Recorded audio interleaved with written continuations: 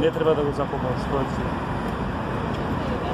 Казната е толкава колку што е предвидел законот. Значи, за жал, во Македонија, или не знам, во другите земји, нема поголема казна за лица до 20 години. Меѓутоа, за нас како родители, за мене лично, и 1000 години да беше казната, односно, нема земски суд што би можел да определи вистинска казна за ова дело. Не можам да кажам дека не сум задоволен, како што има шпекулации во јавноста дека во Македонија воопшто не, нели, луѓето зборат дека нема воопшто правда. Од ова видовме дека колку толку правдата, една капка во море може да биде задоволена, и се надевам дека некој повисок суд нема воопшто, нема да ја преиначи, него ќе остане истата. Тоа е. Господине Сазовски, се сретнали со родителите на обвинетите? Не, со родителите овдека, нели, на судењава, ја би им кажал, што да им кажам. Само ќе им порачам да го најдат, односно да го кажат и третиот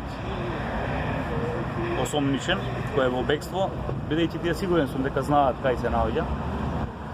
Да го кажат и нивните деца да не дозволат сами да останат во затвор, него како нивни соучесник и тој да сноси дел од вината за тоа што го направил. За Никола повеќе нема враќање.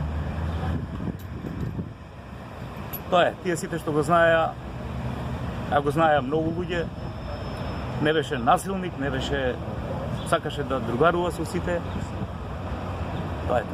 Ама јавивте дека нематеријалната штета која дадете во добротворници ви за каква цел убиство?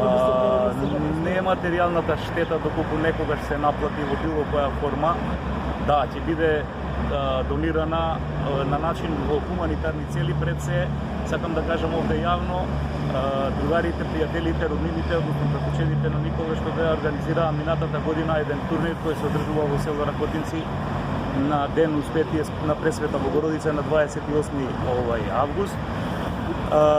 Тој турнир во мал фудбал се надеваме дека ќе биде традиционален за сеќавање на него и за сеќавање на сите други кои се така насилно им е оценен животот.